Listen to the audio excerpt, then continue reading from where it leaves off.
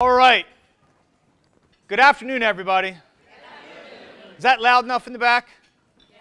Perfect. If you can't hear me, just raise your hand throughout the next hour. Sound good? Yes. All right. So I'm super excited to be here today. I cannot, really tell you what I did a little bit of homework and research on the types of individuals that would be in the room doing what you do day in and day out. I got to tell you, this is an awesome week for me in terms of how to end the week. I get a chance to spend some time with people who help people for a living. So before we get started, I'd give yourselves a nice hand of applause for what you guys do. And as I think about the idea of helping the helpers, okay, that's sort of, to me, the opportunity that I have today is to help the helpers. I also have a fundamental belief that we will do more for others than we will for ourselves. How many people agree with that? Say aye. Aye. And so if that's true, then you also know that you did not get into this room by yourself. Like, we all got here because somebody invested in you, somebody loved you, somebody cared for you, somebody supported you, someone told you about the job opening, somebody helped you get through high school or college. But how many of you can think of, there was a specific person that comes to mind when I say to you, you didn't get here by yourself? How many of you have a person in mind that comes to mind? The rest of you don't have any friends? I want you to do me a favor. So this is going to be a less of a presentation and what I would call more of a training. And the difference is simple. I'm not going to sit up here and tell you all these great stories. I'm not going to sit up here and talk at you. I would love to talk with you, which is going to require you guys to play a little bit, which I know is tough. I've got you midday, right after lunch. I am the one standing in between you and an amazing weekend, right? So this has to be good. Maybe. So part of the goodness of this will be you guys playing along. So if you don't have, just get something to write some notes down, grab a pen, and I want you to grab that name of that person that came to mind. I want you to write down their name. And I want you to think about the impact that they had in your life.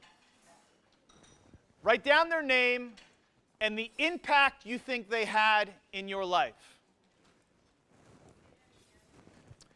So write down the name of a person that helped you get to this room, and however way you view that. A person who helped you get here today. Maybe it's like literally here today, physically, or maybe it was just someone who helped you out in your childhood. Maybe somebody who loved you, cared for you, but it's just the first name that pops in your head. And I want you to think about why, like what they did to help you. Just write down maybe one or two of those reasons.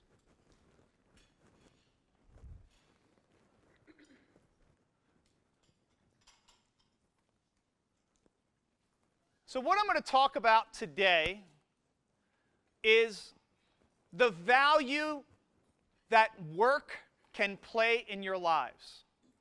That in the same way that that person you wrote down maybe saw that you were an underestimated asset, they saw untapped potential inside of you.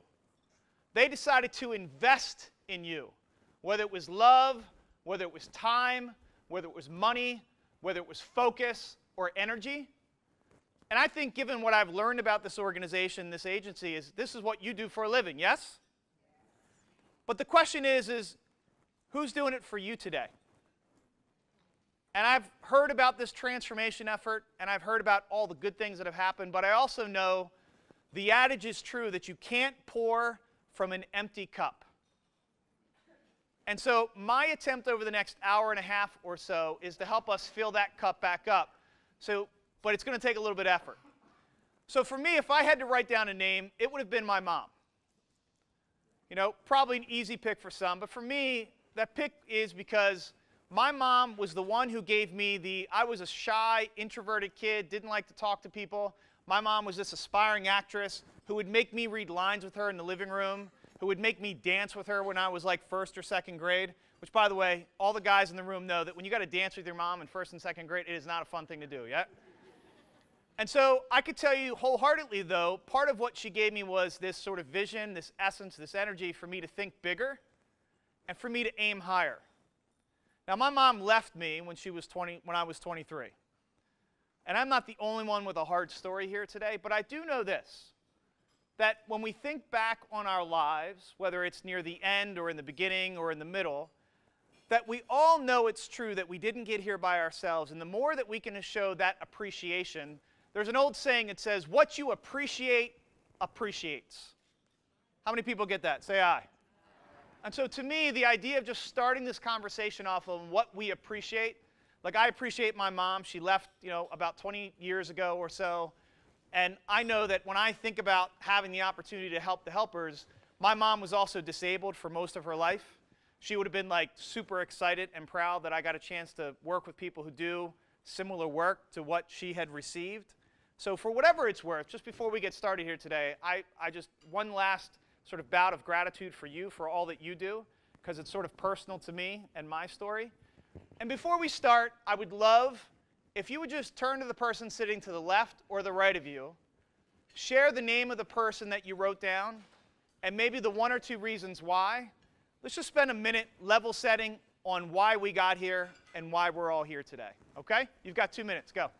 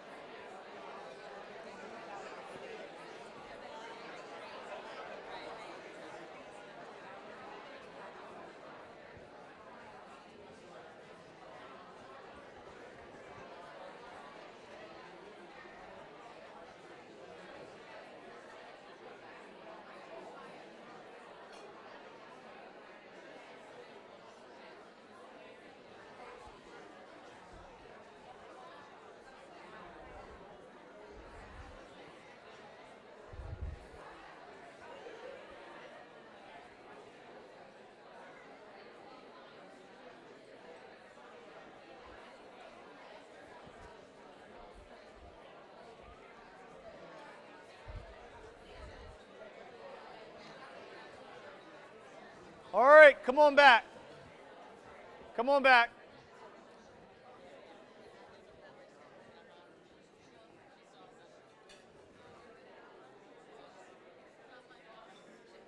Talkative bunch. If I just get them started, will I ever get them to stop?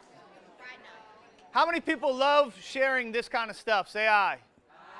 Why do you think you love sharing this kind of stuff? Because you love those people, right? But I would just say this, how often in our life do we let the law of familiarity kick in? Which is like, that might have happened a long time ago, and so you sort of store it in like a different part of your brain or a different part of your heart. Like what I can tell you is when that law of familiarity kicks in, whether it's a relationship at home or whether it's a drive to work, like you stop falling in love with the amazement of what happened. I mean, don't you remember like the first time you saw like something truly amazing in nature or maybe something really great at work, and you were so excited, like you were so high. But then it was like after it happened over and over and over again, it sort of wore off. And so if you can relate to this, here's my challenge to you, is that person that you wrote down and those reasons why, if in like the next 24 hours, everybody would commit to sending that person a text, an email, a phone call, a handwritten letter, a thank you note, like, how amazing would that be? Right? And then think about all the people collectively in this room. Like, I'm a big believer in energy, and I'm a big believer that when lots of really good people do things together, like hip to hip, shoulder to shoulder, like one unit, one team, one group, as you've gone through this transformation effort within the agency, Like all these other things that you're going to need to accelerate this change, all these other things that you'll need to solve these problems that sit in front of you, it's all going to come because you look to the person sitting to the left of you today, right? You look around this room, and in some ways, this is the family you choose because you spend a third of your waking time at work. And if you don't look forward to Mondays, that's a real problem. Because at the end of your life, do you want to spend 30 years doing something that you had like the Sunday scaries or you dreaded Mondays? How many people know what I'm talking about with the Sunday scaries? Right? And so part of what I want to do today, if you'll indulge me, is I want you to think about there's always another gear to find in terms of finding another way to engage. Like how many believe that you still have things that you haven't learned about yourself, that there's more potential inside of you? Say aye. So if you believe that, then the question is, as we lead the organization forward, what are those things? That's one of the things that we're going to talk about today. The second is that I want you to leave with some really practical tools. So I don't just want to, again, talk about stories or science. I don't just want to talk to you about some of the things that we've seen over the last 17 years. I want to make sure that you have something that you can take back to your group.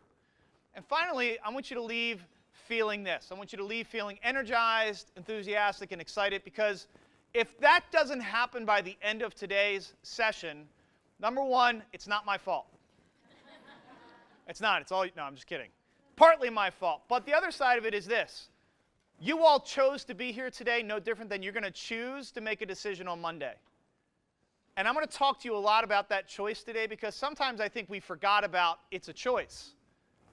Every single person in this room is employable. You could go do something else if you wanted to. This isn't 30 years ago when you worked somewhere because you had to. We're going to talk about the choice that you get to make because to me there's a massive difference. Now, I already know that you believe these things, but how about we go through this little journey today together and we sort of think about this? Because the other person that I want you to write down before we start today, if it's true that we'll do more for others than we will ourselves at times, then I want you to write down the first person that comes to mind that you know in your life who actually does have the Sunday scaries, who does dread what they do on Monday, who you see sort of the life being sucked out of them because what they do 40, 50 hours a week, it's not making them better. It's not helping them be their best selves. So write down that person. Make sure it's not the person sitting to the left or right of you, by the way, because that gets really awkward really quick, all right? Like maybe code or initials. Like mix the last name up or something. So write down that name.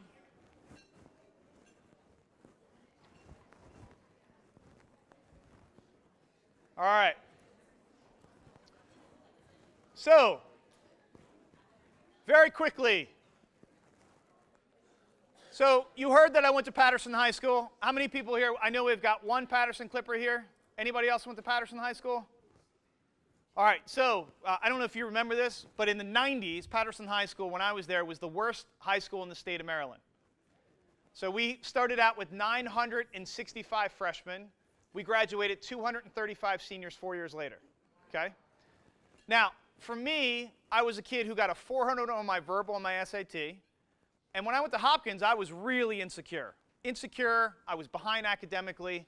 And so fast forward, 15 years later, I decided to write a book. I was scared out of my mind. And the book wasn't about how great we were. The book was, after the recession, how do you make it through regardless? And so growing up in Baltimore, I was a big fan of Tupac because that's actually where he's from. And he wrote a poem called Grow Regardless.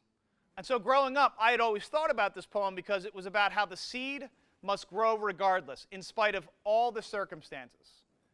So as kind of an homage to Baltimore and as an homage to Tupac, I decided to write a book. It hits the New York Times bestseller. It becomes the #1 book in the world. We beat 50 Shades of Grey for 3 days, by the way. And part of what I learned in this was centered on the executive or entrepreneur. But what we heard from people was, that's great for them, but what about us as teammates, as employees? Like, how do I think about growing regardless? And so what we learned over the last 5 or 6 years is if you start to look at the just population of human beings on this planet, we are, #1, distracted. And I will prove it to you. you probably spend, and don't know this, but you spend somewhere between 20 and 30% of your day looking at your email. That's the average for the American worker. Beyond that, you probably spend 200 or 300 times checking that phone. How many of you have ever put out your phone while at the dinner table with your family? How many of you lie about other things too? Another question. How many people have heard that it's actually worse to drive while texting than it is to drink and drive? And yet, how many people still text and drive? By the way, only a couple honest people in this room. I don't know the rest of you. I watched you drive in today. It's not a pretty picture, folks. So I'm saying this in tongue-in-cheek only to say this. How many of you acknowledge there are things in your life right now that you might take for granted that you don't want to? Say aye. And part of just being a reflective human being is just to acknowledge that we're all imperfect. I know for a fact this is something I struggle with. And I know that when we use the word competing priorities, or I talk to your team leading up to this, that you have a lot on your plates, the last thing we need is more stuff that doesn't matter. And that's really what a distraction is. So if you had to write down your biggest distraction right now at work, I want you to just write it down for me. Yes. Some of you are like, I don't have time to do that. That's a long list.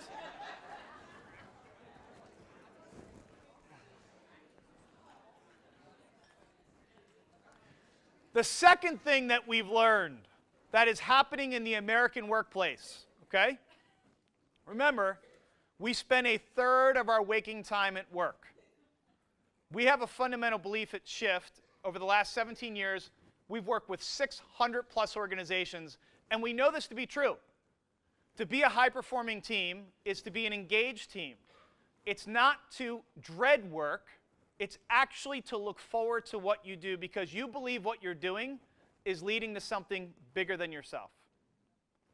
That's a gift. Because if you spend, again, a decade or more doing something that doesn't fill you up, that's almost like going to the gym, eating Doritos, drinking Mountain Dew for the same amount of time. Like, how are you going to feel then? You're not going to feel good. It's sort of like what you put in is what you get out. And so this is another thing that we've learned. The last is easy, which is trust. There are three components to trust that we've learned. What makes something trustworthy is sincerity, might want to write this down, competence, and reliability. Sincerity, competence, and reliability. Some other interesting stats. As I mentioned already, in the top left, you can see the average person spends 25% of their day on email. What did we do 20 years ago with that extra 25%? Does anybody remember? We used to talk to people. Remember that? Right? We used to get other stuff done. And I'm not suggesting all email is bad, but how many people agree that we could probably all read 5 less emails a day and get maybe even more work done? Say aye. That would be kind of interesting. You guys will get a copy of this, so I'm not going to read everything that you're going to see on all the slides. But to me, all this suggests is that if we're going to do something for all this time of our life, that we should do it maybe in a more intentional and a more mindful way. So we know that 70% of the American workforce is not engaged.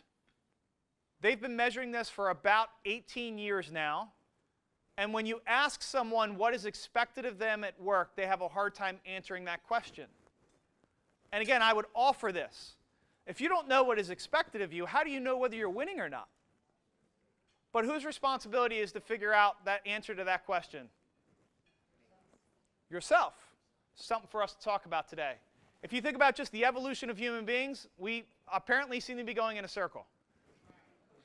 And so, sort of from where we started to where we are today, it's like, when was the last time, like, you stood up, right? Like right now. Everybody stand up.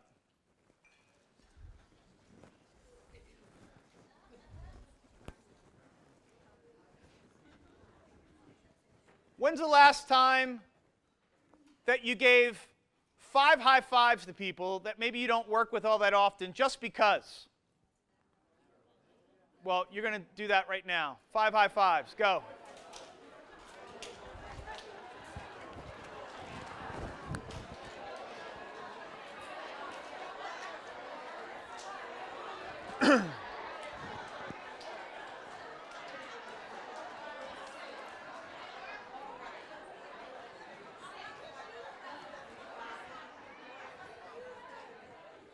All right, grab a seat.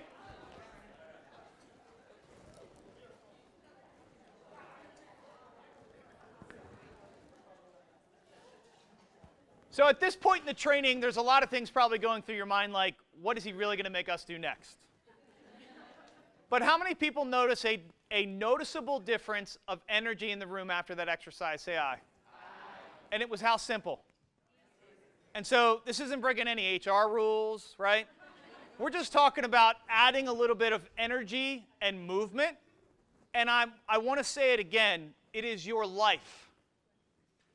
Like, don't wait to live it at 5 p.m. Like, this is what you get. When you look at the list that I asked you to make in the very beginning of today, there was one who helped you get here, one who might need maybe a little bit of assistance from you. Like, you think about this, none of us are promised today or even tomorrow. You don't know. That's the only thing we know, is that we don't know. And so if that's true, you know, I know this to be true for me, is that I went to 23 funerals by the time I was 23. And the thing it taught me was this, which is we just don't know.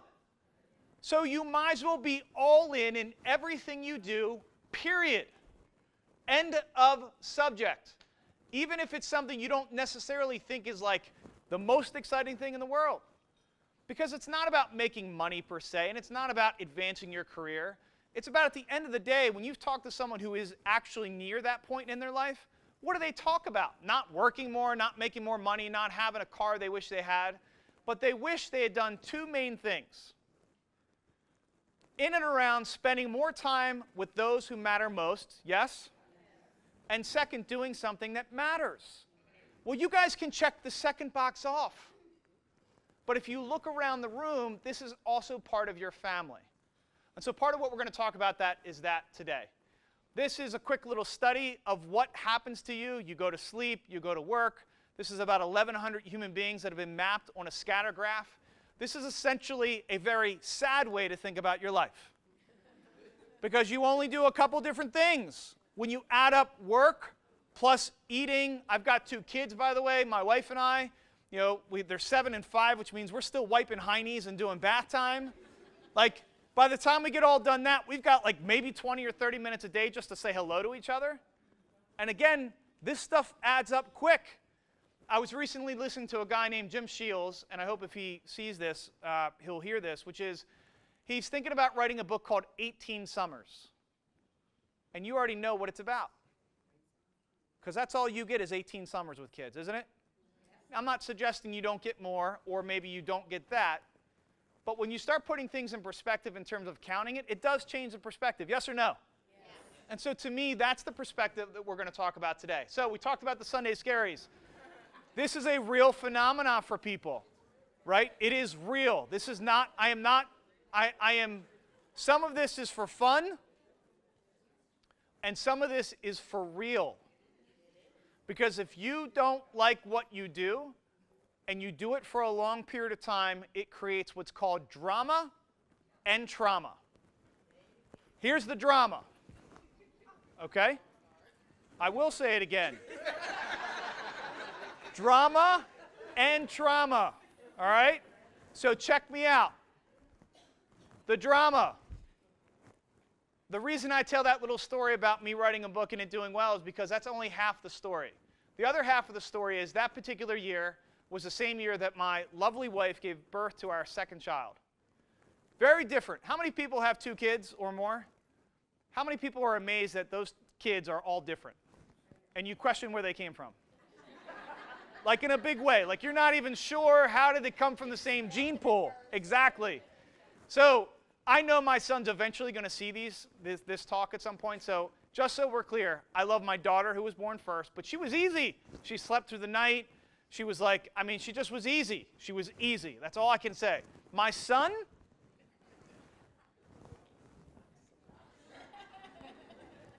I mean, different is what we say. He didn't sleep for the first year. Colic, acid reflux. I'm talking like didn't sleep for like an hour. My wife, at the time, we didn't know this, but she's going through postpartum depression severely. And I'm coming back on, but my book just hit the New York Times bestseller list. I just got interviewed by Bloomberg. I just got this. I'm traveling all over the country. And I took my dad to the Super Bowl because the Ravens won that year. And isn't this amazing?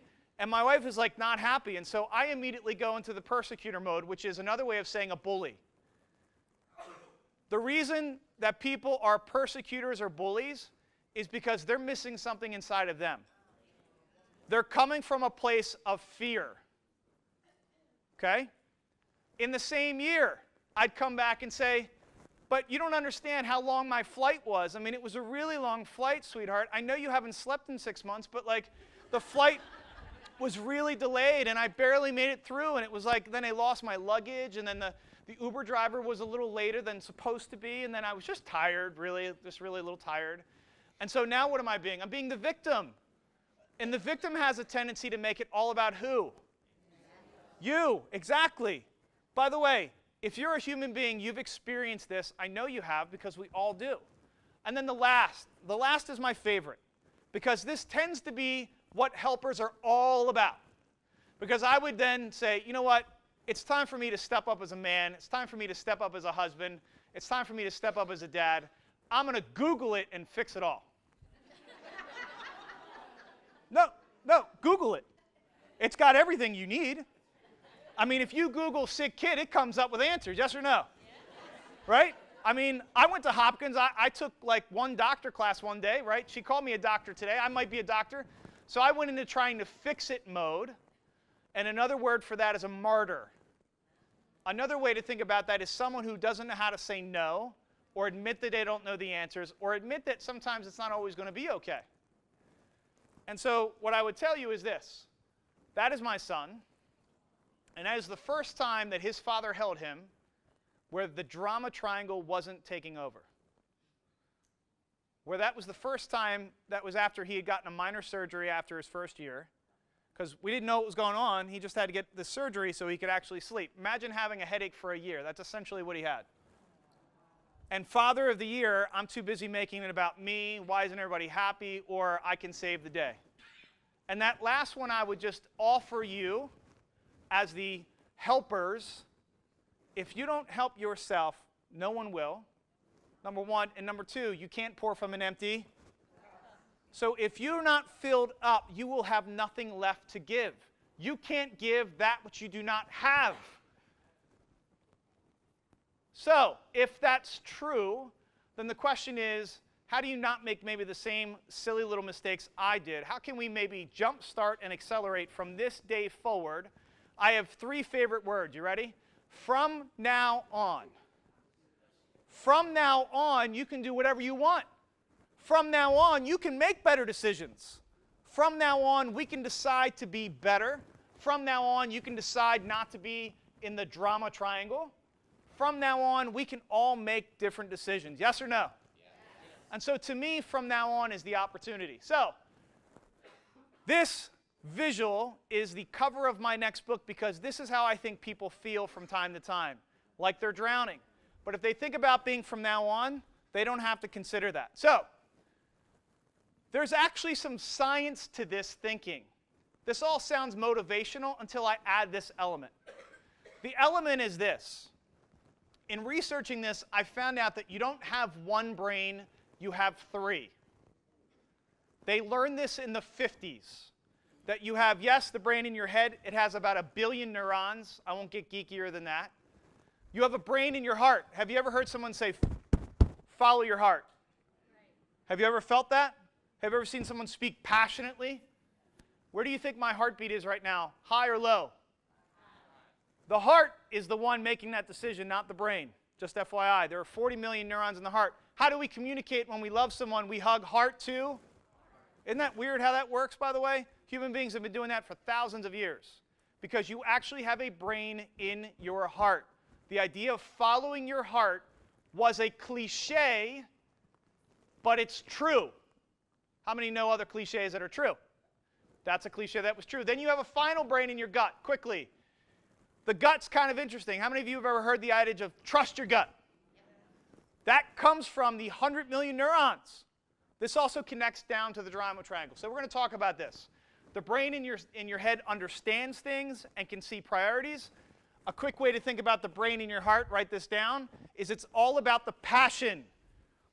Your heart is exactly what you think metaphorically it is. It's the passion, it's the energy, it's the excitement, it's the enthusiasm. I could have talked to you guys like this. Hi, everybody. How's it going? It's really nice to be here today. Well, good afternoon. Where's my heart brain right now? It's gone! Right? And so the idea here is, how do you use the biology in your body to change the way you approach Mondays? So this isn't rah-rah motivational BS. Okay? I'm not allowed to curse, by the way. I was told that, no, I'm just kidding. But it is. We're going to talk about stuff that actually makes a difference. So the first brain in the head is the one in the head, the better you. This is how you fill you up. This is the idea of turning lemons into lemonade. That essentially, when I tell my story about growing up hungry, sleeping on people's couches, looking in the refrigerator and not seeing enough food for the next couple meals, I used to tell people that story like a victim. Like life had happened to me as opposed to for me. How many people get that? That's how you unhinge the victim piece. How many times have you been in traffic and said, I can't believe this is happening to me, as opposed to, what's the lesson it's trying to teach you while you're in traffic? Or leave earlier. Right? It's up to you. But there's a lesson to be learned when you say the words to me. I don't know you, I don't know your life story, but I have a hunch, because you're human beings, you have both. That you have an amazing story, that you have an amazing journey. But sometimes, on bad days, we use that story as an excuse or reason not to feel a certain way. We use it as a way to say, that's what happened to me, Joe, not what happened for me. And so there's a way to sort of work through this, which is, I believe we do at Shift, that there's a way to navigate this, to push you in the forward-moving direction, to create some momentum. And part of that is by owning the answers to these questions that sit up here today. So the first is, in 2018, what do you want to experience? Like, how many of you have a little bit of a life plan where you're thinking to yourself, it's a new year, I got to think about different things? Say aye. Some of you raised your hand, you're like, I don't have a life plan, but I'm going to raise my hand anyway, because I want one. Second, what are your top 3 priorities at work? Here's what's funny. We ask this question a lot. We survey lots of organizations. Everybody talks a big game until you ask these questions. Number 3, what do you want to learn? I mean, I can assure you, having spoken to the leadership, that they really want you to learn. That this is supposed to be a learning organization. Sometimes formally like this, but sometimes informally. But who has to own the answers to these questions? Who? Us. You, us, yeah, I know it's confusing. Last 2, what do you need the most help with? Can't help you if you don't know what you're asking for. And then the final one, what do you want to give or what do you want to give up? What you say yes to means that you're saying no to something else. Now, whether we all want to admit or acknowledge it, we all are in this room right now, and we are not with our families at home. That's a decision. Now, it may be a decision with consequence, but you've got to acknowledge that. So if that's true, then you've got to be intellectually and emotionally honest with yourself as to what are you trading off. So for a few minutes, I want you to try to answer these questions. I'm going to give you some space, because instead of just talking to you, like, why don't we make this a working session? So you leave with some really good nuggets and maybe a little bit more clarity. So I'm going to give you 2 minutes. Try to answer these questions.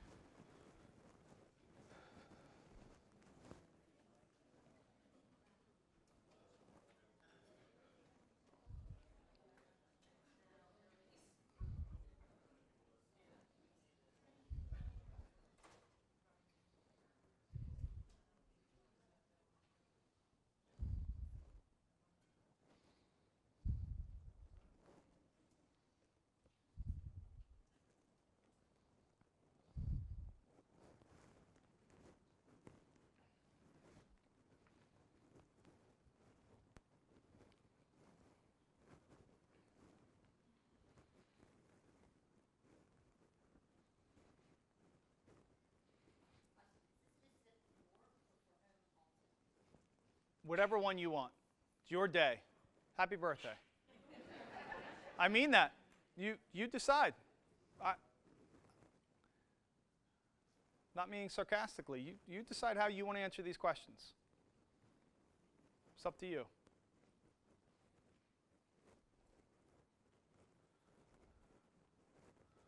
Now, 2 minutes is going to fly by because you've only got 1 minute left of those 2 minutes. It's not trying to get to the end per se, but it's also just trying to get off the blocks. Time to start the conversation. Okay?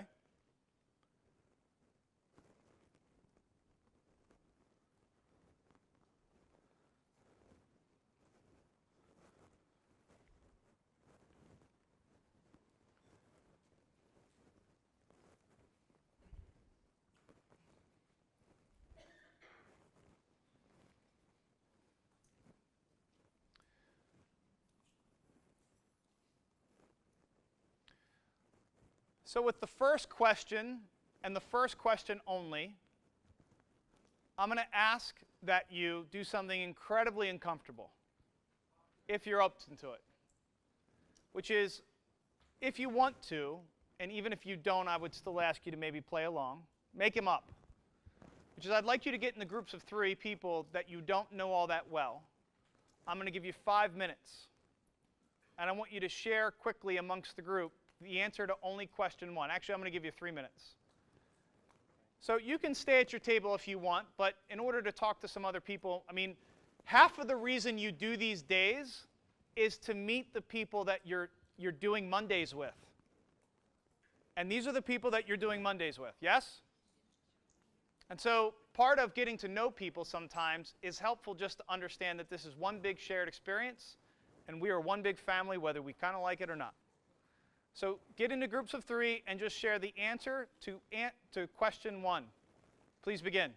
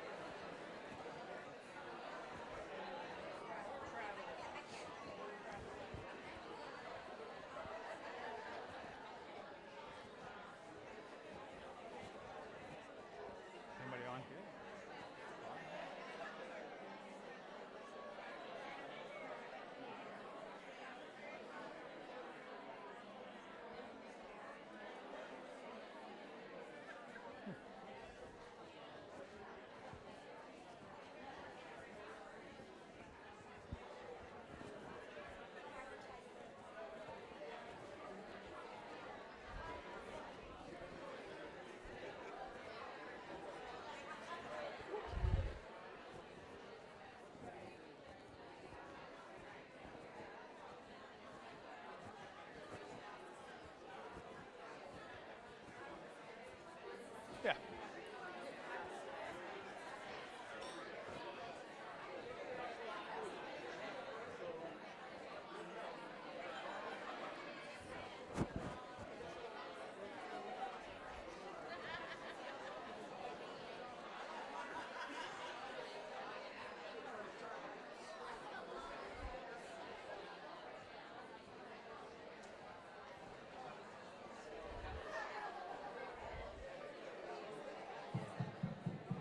All right, come on back.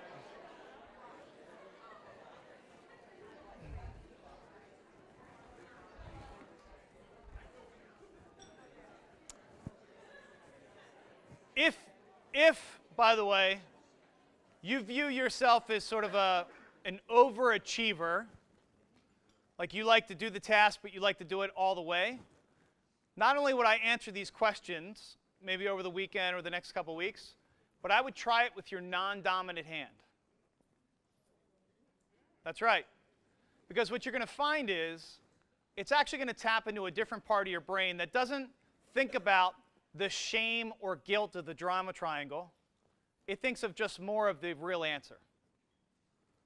It's like you've sort of conditioned your dominant hand to fight off the hard part of the world. The part of the world that tried to knock you down, that tried to break you down. And that's the way that most of us write or type. But when you try doing something from a different vantage point, you tend to get different answers. So for whatever it's worth, I offer that as another avenue to maybe tackle this exercise, because it can be a good one. Now, let me ask a question before we leave this point, which is, if everyone in the organization could answer these questions, do you think we would be better off, yes or no? Yes. And how easy is it to answer these questions? Not easy, huh? But how many people would be willing to try it? And again, this isn't like a management thing. This is a you thing. I would look at this as an awesome opportunity that the leadership here has offered to you today as a way to enrich yourselves. It's an acknowledgement and an appreciation for how much you've already given. It's an understanding that no one will understand what you've gone through to get here. I mean, it's sort of like when my wife Erica was pregnant with James, our second, I would go up to her all the time and she'd be like, "Oh, I just don't feel so good today." And I said, "Sweetheart, I totally understand what you're going through right now." Does anybody see a problem with that statement? I did not see a problem with that statement until she said, "Hey, idiot, I'm the one doing the baby thing, not you, and just because you watched me the first time does not mean you've walked a day in my shoes." You can see I married a very intelligent, straightforward woman. And she has a tendency to call me out on my stuff. And part of my stuff is not about do I understand what you all have gone through. I can only show appreciation. And I can tell you, in the lead up of today's event, your leadership appreciates you. They appreciate what you've done. They appreciate what you're going to do. So whatever you can do to continue to invest in yourself and take the offer that they've made today and the conversation that we're going to have is what I would look at as a gift. Not today, but it's the sentiment of today. Does that make sense? It's the offering behind it. Which leads us to the next brain in your body that I think will help you think about Mondays differently. Remember when I said we'll do more for others than we will ourselves? Chances are you won't do the first exercise because it's all about you. But now we're going to get to the next piece, which is all about others, and you'll tend to gravitate towards this because inherently human beings, we don't eat our young for a reason, right? Some of you are like, well, I've tried. I'm going to think about that later. No, we really do want to continue this whole journey we've got. I mean, just as an aside, do you realize that NASA has identified more than 1,000 Earth-like planets? Like when I was growing up, we didn't even know there was anything out there. We had an argument like, were there even planets around other solar systems? And now we know, not that there's life, but that it's kind of a big deal. And this idea that we are all in the same boat. Like, no matter what happens in this country politically, we got to remember that we are the same thing, period. End of subject. And so this next brain in the heart to me really makes this ring true. So I've already talked about this. What we appreciate appreciates. If you all went home today to shower your friends and family with appreciation, some of you are like, I've done that enough. I'm not doing that anymore today, right? But some of you know what I'm talking about, that there's got to be a person or two in your life that deserves nothing but a thank you, nothing but I love you, nothing but I appreciate you, and that I'm grateful for you. Now, what you may not know that I learned through writing this next book was this actually creates serotonin in the body. It's the feel-good enzyme and hormone. It makes you feel good. How many people feel good when you do a random act of kindness for someone else? And what they've shown is, biochemically, the adage of it's better to give than to receive, it's actually true biochemically. Your serotonin goes up when you give. But guess what happens when you receive? It goes up. You also feel good. Now, one last little bit to this study they did, which is the people that are watching it, which is why we love good shows on TV that are all about positivity. Like, remember Home Makeover, where they'd make up the home and the family comes in and we all start crying? It's because when you witness that random act or so, it makes us feel good. Well, then the question is, how do we get there? Well, the first way is with an attitude of gratitude. So I heard, in no uncertain terms, that you're one of the hardest working group of people. This is what the leadership said to me. They said, please, under no certain terms, give them more work to do. And so what have I done already? I didn't give you more work. I offered the possibility of a little bit more investment in yourselves. If you like that, Linda, I need your help, Linda. Don't leave me, Linda. And so I'm going to offer that same opportunity in this way, which is when you show up on Monday, I'd imagine, based on what I've heard, you all have a pretty grand list of to-dos. So I want to help you go into the weekend with a clear head. How many of you would love to transition into the weekend and just not think about work at all? Say aye. So I'm going to give you a little trick on how to do this. So I want you to write the first 10 things that you have to do on Monday. Go. Just write them down. First 10 things. Get them out of your head.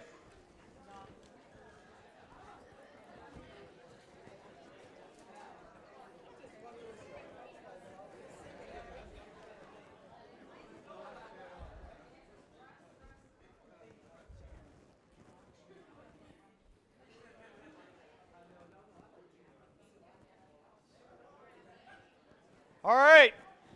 I told you this was going to go quick. So turn to the person sitting to the left or right of you, and it's very important that you follow these instructions, which is, I want you to go, I have to X, I have to Y. You've got to use the words I have to in front of every single one of those. You ready? Go. Share.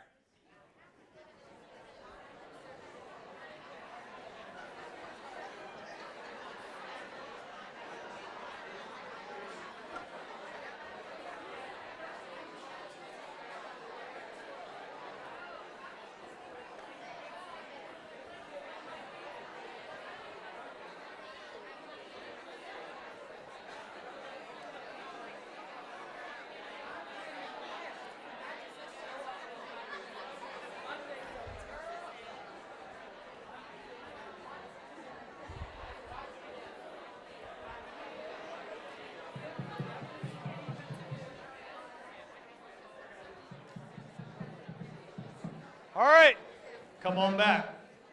Yeah, that's right. I'm learning. So, when you say the words I have to, help me understand what kind of emotions unfold. Obligation, stress. Woo! I can feel the heat. Right? So, for whatever it's worth, we in this country like choice. Now, we don't always get choice, but we like it. And in fact, it's embedded in who we are. So when you take it away from us, what you do is you take away a part of us. Which means when I say go all in, you can't be all in because you feel like something was taken from you. Your power to choose. But what if you just change the language? So now try the same exercise, but I want you to try to say I get to versus I have to. Same list. Go.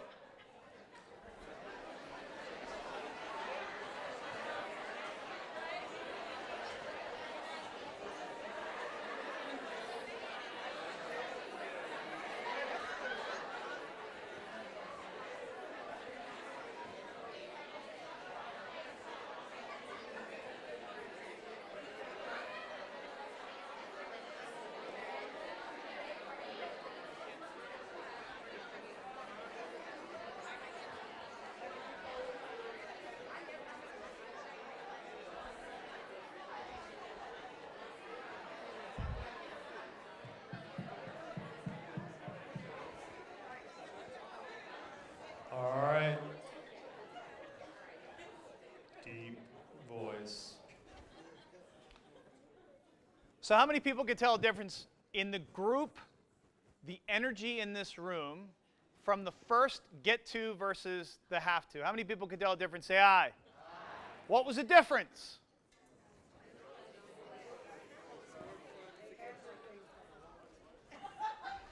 So, your name, that was perfect. What did you say? Norma. Norma, thank you for saying that. She said, they just act like they're going to like it. And you know what, Norma? That's half of it. Because what I can tell you about my story of like falling down as a dad was that in that same year, I remember my wife coming to me and she said, listen, you know, with Ellie, our first, basically perfect child, you ran home to come do bath time. You ran home to help me out at the house. Now, my wife has a business as well, so we both work.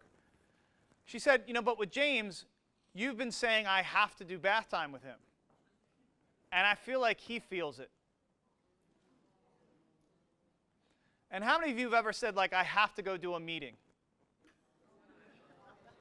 Right, but when you say that, think about not you. Certainly you won't bring your best to something you have to do. But the people that are there is who you're really taking from. How many people get that? Say aye. How many people would be willing to just think about that language a little differently? Because if you lead from the heart, you'll end up doing a lot of get-tos, even when you don't really want to. And you're right. Sometimes you got to talk yourself into it. But I will tell you, if you start thinking about the idea that life is not permanent, that we're only here for a blip of a second, if that's all true, then I hope we operate more from what we choose and get to do than what we have to do, folks. Because that's the state in which you bring to Monday. You go from the weekend of what you wanted to do to Monday to what you have to do. And all I'm suggesting is the unemployment rate has never been lower and there's never been more job openings. And I'm not saying leave your job, but I'm imploring to you as one human being to the other. I'm just like you. If what you're doing on Monday does not make your heart beat a little bit faster, literally and figuratively, don't quit. Try this exercise. Which is something we call the 25 reasons why. Which is then, why do you show up on Monday? Why? Now, before you do this exercise, I know you're going to I thought we was done with the exercises. No?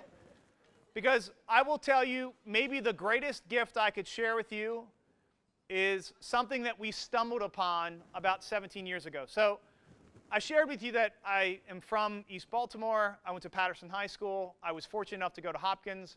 When I got out of Hopkins, I came back, and a few of us started a mentoring program in Baltimore City, working with tough schools, basically helping companies get involved to help kids graduate. And part of the exercise was getting the students together and starting to ask them different questions, like, what do you think you like?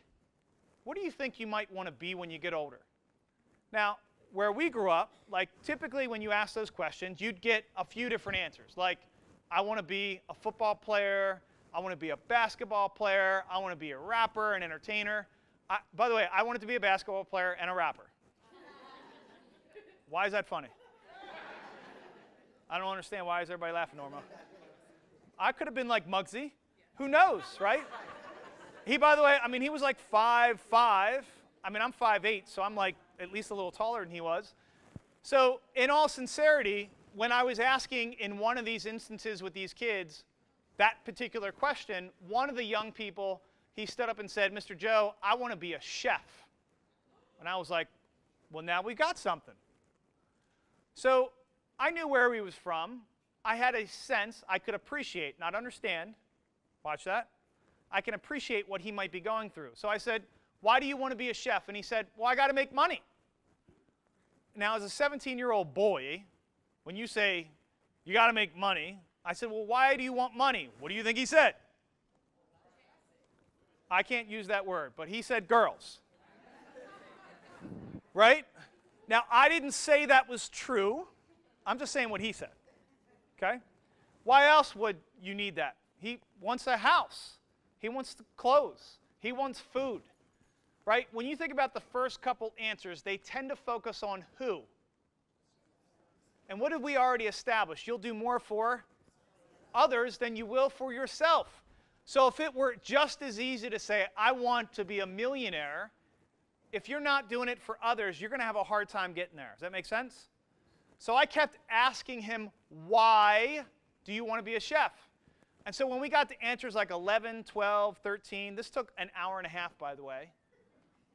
So we're going to do this now until you can't leave until we get done. Some of you are like, there's no way, get this guy off. I'm done with him. But we finally got this young man down to answer 23. And I've told this story no less than hundreds of times at this point, and never does it leave me thinking of the moment when he looked at me and he said something along the lines of, I got it. I want to be a chef because I want to say thank you to my grandmother who helped raise me and my brothers and sisters. And so guess what he became? Nope.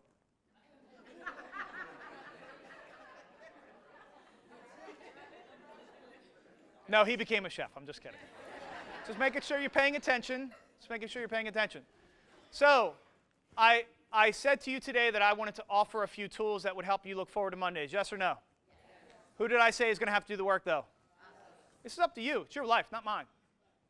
I will leave here today, unfortunately, and this may be the last time we see each other. When I travel a bit, I do get a little somber because when I meet people, I say to myself, this is probably the last time I'm ever going to meet these people. Think about that. How many times do you meet people throughout the day that you're probably never going to see them again? And so I think about that today, like not that I want to be somber, but we may not see each other again. So today, I want you to think about, grab that piece of paper and a pen, and I want you to write down 1 through 25, and I want you to try to figure out, why do you show up on Mondays at this organization? Try.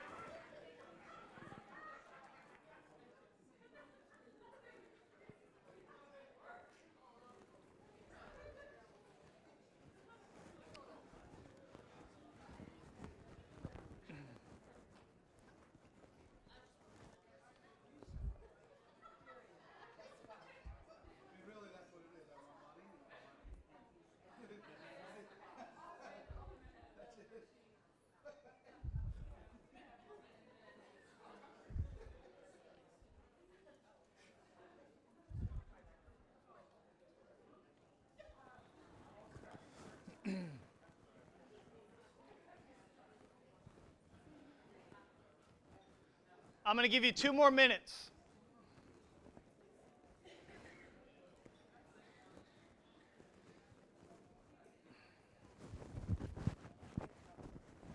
We're going to send it to you. Yeah. Yep. Not you, but we'll send it to the group. What's that? I will send it to them in the way that we sent it to them, if that's okay. It's in a PowerPoint, so. Yep, there shouldn't be. Okay.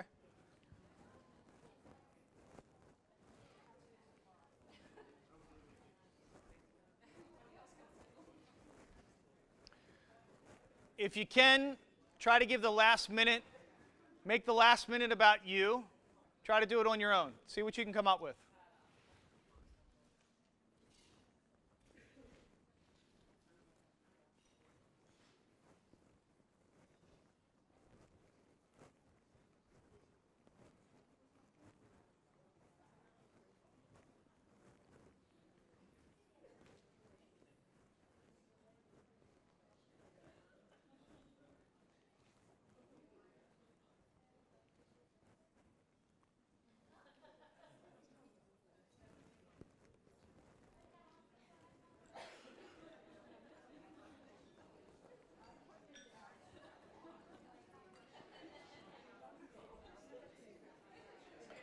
All right.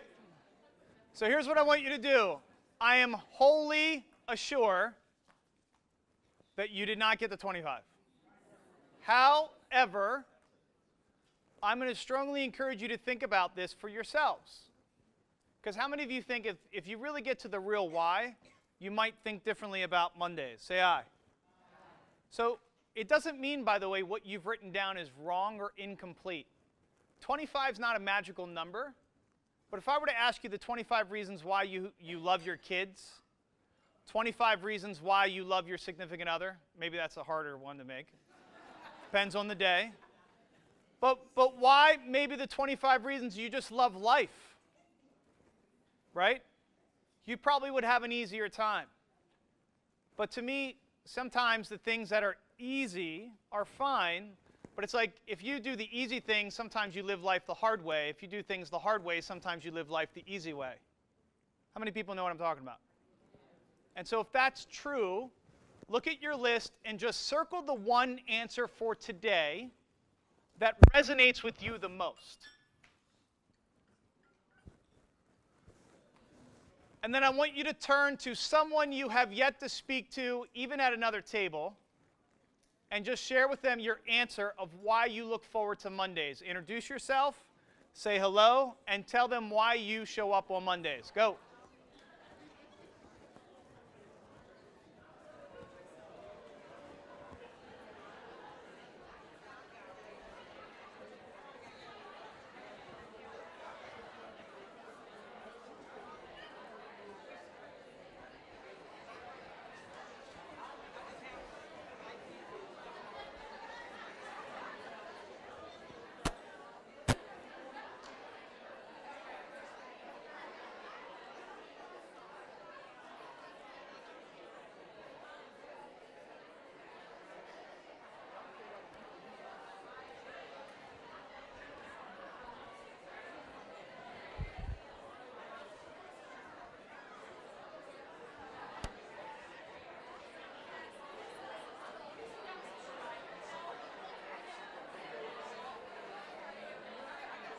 Hi. First of all, I'm getting texts that you're awesome already. Okay.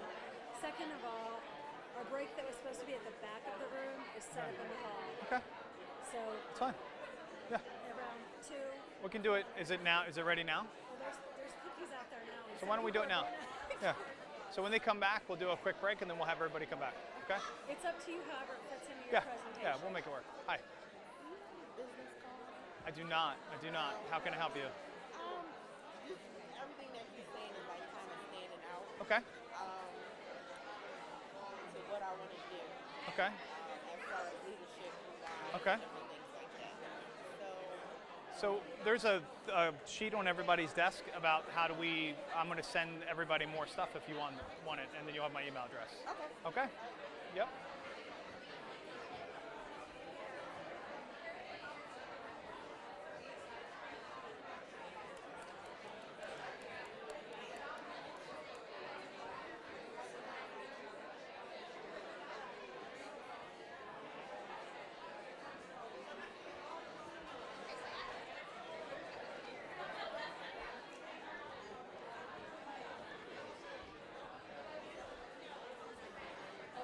All right, since you're having so much fun, we're going to roll into a 10-minute break.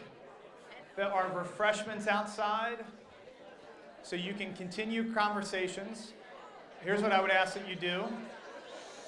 Listen up. So, how many of you met somebody new that you like? If you don't raise your hand, it does make it awkward. Because you just met them, and then I said, how many of you met somebody you like, and then then you're like right next to them, and they're like, did they raise their hand? And they're like, no. Then maybe I don't raise my hand, I want to take back. You're like, you can't have any take backs. They raise their hand, and then it's a whole thing.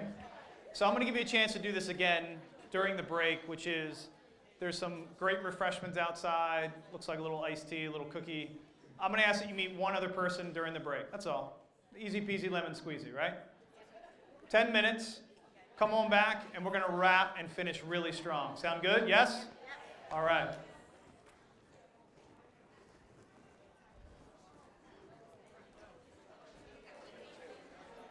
So I thought what we might do to wind this down. So remember, so far all we've talked about is the brain and the head and the heart. We still haven't talked about what you're going to learn from me a bit is that the brain and the gut, I believe, is the most interesting, okay? And there's some really interesting science that's come out about the brain and the gut. But before we leave the heart, I would love to see, are there any people willing to share what their why is, like why they're here? I've had no less than 6 people come up to me during the break, very graciously. Thank you, by the way, for some of you. You can see how awkward and shy I am on a one-on-one basis. But for those folks, they shared with me their why, like why they come. And I thought, well, gee, should be great, like if a few other people want to share. So who would love to take the microphone from me, stand up in front of your peers? There's always like 5 in a crowd like this. So we'll do 5 who want to share why they show up on Mondays, like the reason that they get to be here. Does anybody want to go? All right, we got somebody in the back here. Give her a nice hand. This is not an easy thing to do, ladies and gentlemen. All right, I'm coming, I'm stalling, I'm almost there. Yes. Your name? Nowadays, my in-laws are here at home, so I just want to escape from them. Wow. That's not the way I thought that was going to go. All right. Who's next? I mean, by the way, it is your why, so I can't take that away from you, I guess. I'm Wendy Western. I'm a nurse, and why I show up is I've been a nurse for 30 years. I've had to work at the bedside, but my main thing is that I get enjoyment is being able to help other individuals learn and understand their disease process and get them services so that they can actually be in the community safely and live the life that they want to live with the most fulfillment that they can get. That's very rewarding as a nurse, that you always see the negative outcomes and you're fixing a problem and being able to preempt the problem and fix that. It's very much more rewarding than other pieces. Awesome. That is a weak applause for your teammate. Come on, it's Friday. You're almost home. If you're not going to get excited now, you're never going to get excited. All right, we'll do one more. We won't do 5. Uno más. One more. Yes, ma'am.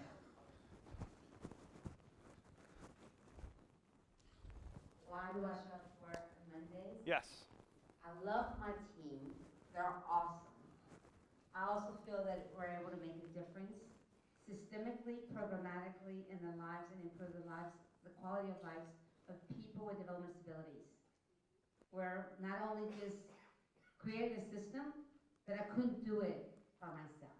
And so I look forward to engaging in fellowship with my peers and my team. All right. So it's up to you, really, at the end of the day, how you want to view the first 2/3 of this. I'm going to come back to the name that you wrote on the piece of paper that I asked you to before we started. Not the one who's got the Sunday scaries, but the one who helped you get here. And I just want you to reflect on wherever they are in their life.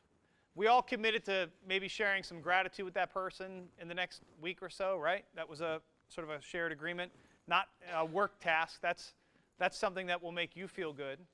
But when you think about that person, I also want you to just consider, their why. And just know that there is something that ties us all together.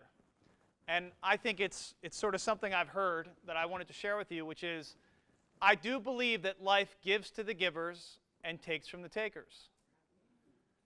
And it's not some universal justice, but maybe it is.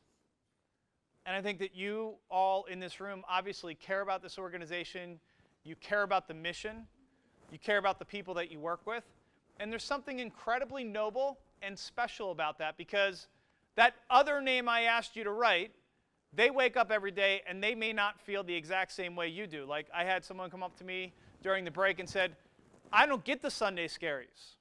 I was like, that's great. Like, I love what I do. That's great. But a lot of people do. And for me, that other person that you wrote, again, it's not about voting with your feet yet.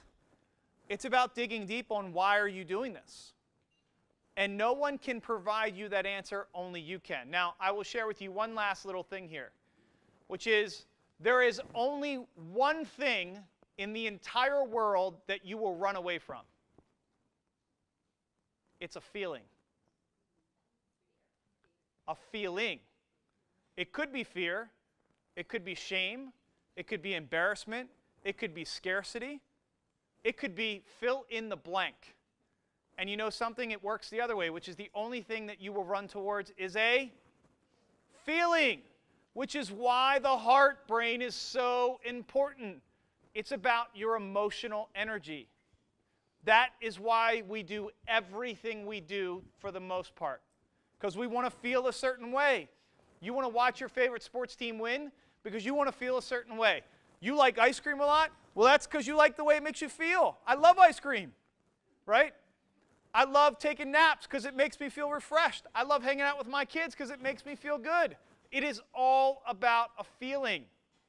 Everything up to that point is a means to an ends. So then the question is, what is your ends? That is what to get to in terms of your why. But without further ado, there is one last brain that we talk about with organizations. Now look, I've had a few of you ask me, like, what do we do? We help organizations around their change management. We help them get from point A to point B. Here's the good news. When we met you, when we heard about your journey, you're already going from point A to point B. This is, the train has left the station.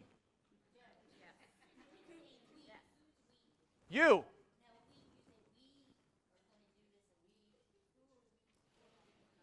You.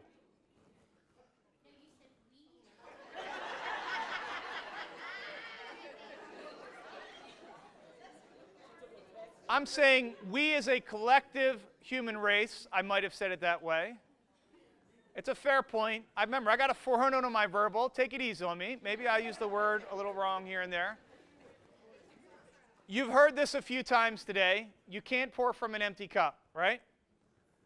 So one of the things that we've tried to do at Shift, we have a small company. We're between 35 and 40 folks. We're split between 6 cities at our organization. Oh, well, you're welcome. It's great.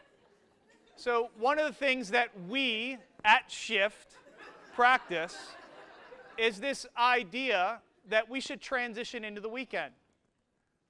And so you can do it at 5. But how many of you sometimes when you get home you have nothing left? You know what I'm talking about? And you know if you just took like a 20-minute nap, you'd be better.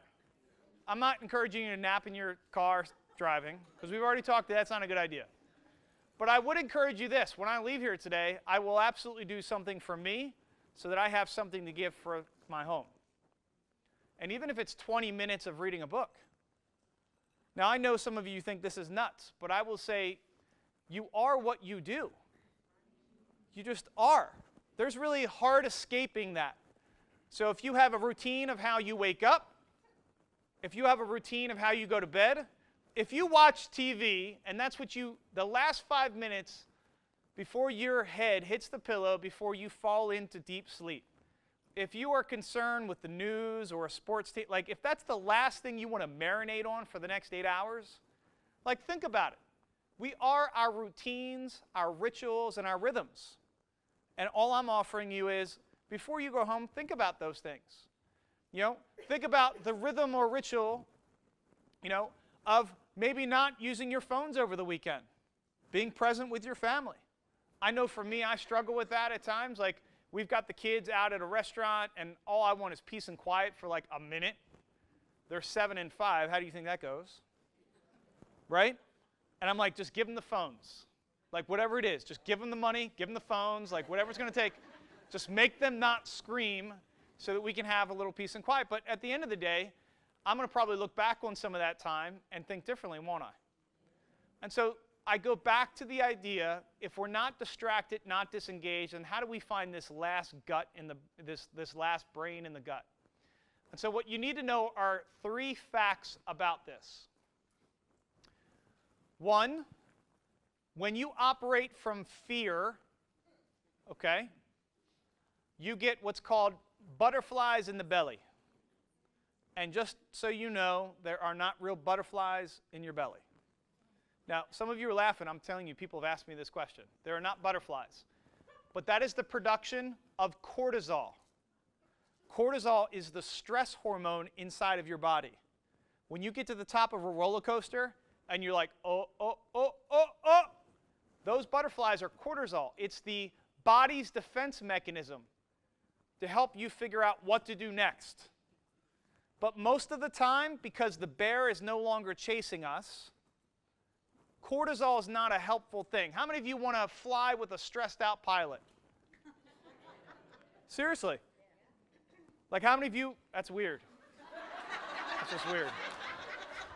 Now, he's going to try to make a point, and don't do it. It's just not. I got a good thing going here. I want to try to keep, I'm going to land the plane, so to speak. So the first is you should know that 70% of the cortisol is produced in the gut.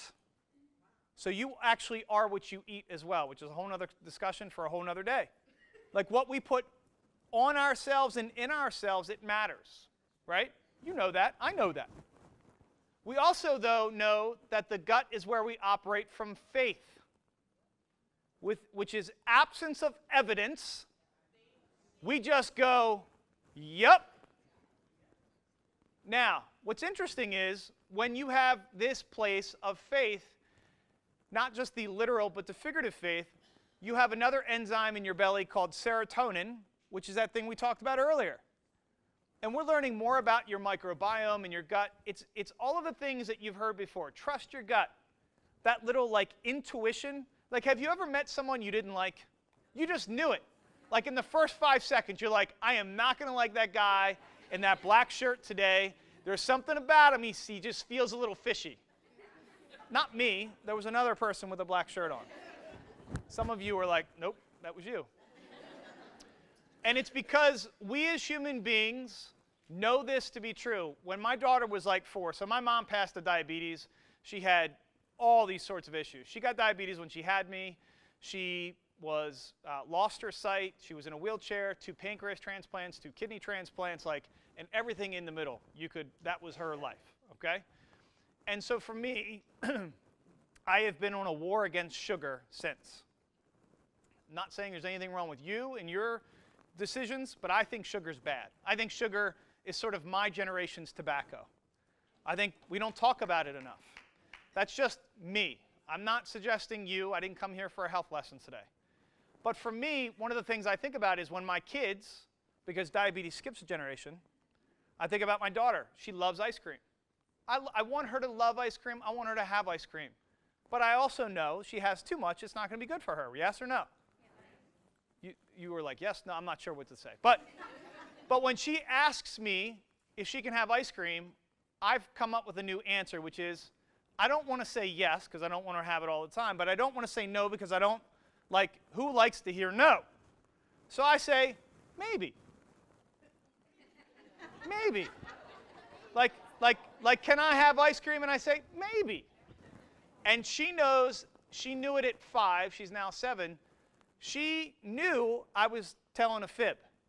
She said, Dad, maybe means no. Because you don't need to go to college or major in psychology to know when the inside doesn't match the outside. How many people get what I'm saying? Yes or no? Yes. So to wrap this up strong, that's the challenge for you. Does your inside match your outside?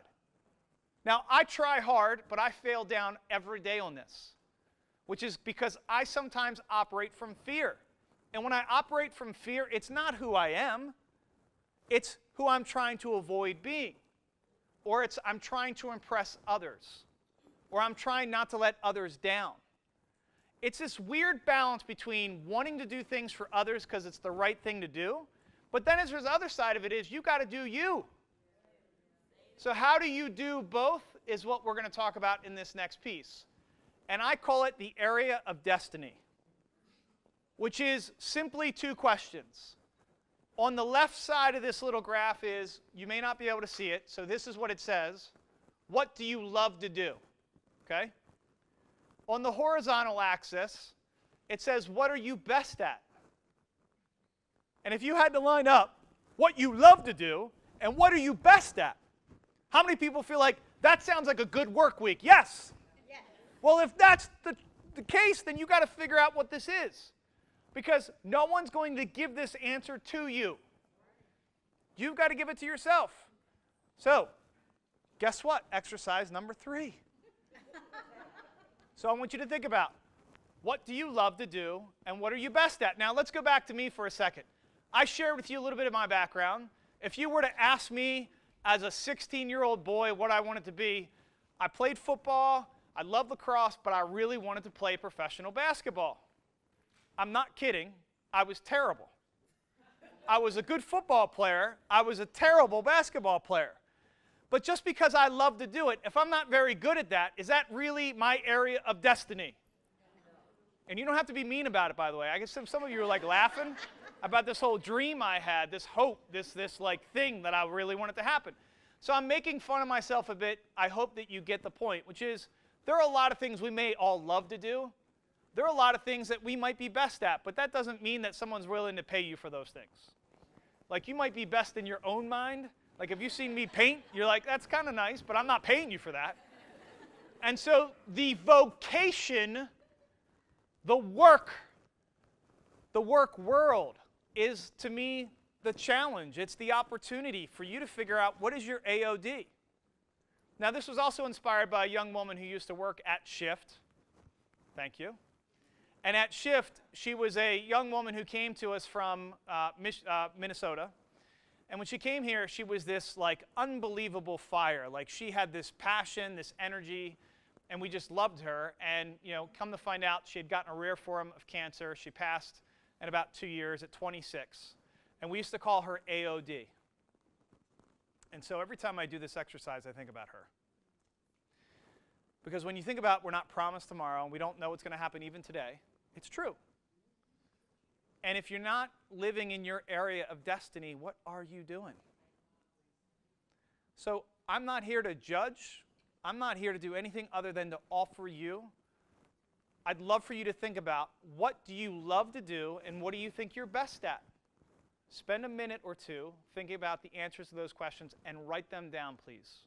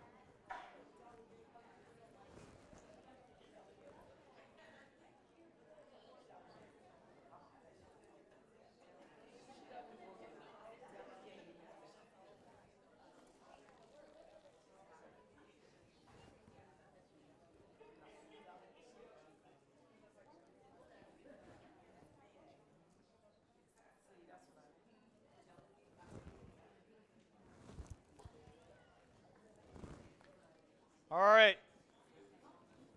If you find yourself as an overachiever in the room and you'd like to take it a step further, there's another question you could ask.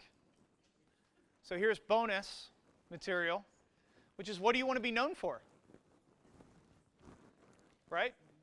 So it's one thing to know what you love and know what you're best at, but you could also ask the question of, what do you want to be known for? And again, I only use the impermanence of human life as a way to remind ourselves to hold it with such privilege. That's all. That's it. It's the only attempt I have, is that we all have this privilege. And so we should just think about it. Maybe act differently. Maybe give each other all one big hug when we leave here today. Some of you are like, I was good until he said hug. So I think ultimately, for people who are helpers, the idea of being the change that you want to seek, like it's a Gandhi quote, be the change you want to see in the world. I really do believe that that is true. I think that sometimes we get caught up in helping others so much that we are not the model or the example. Like, it's like, do as I say, not as I do.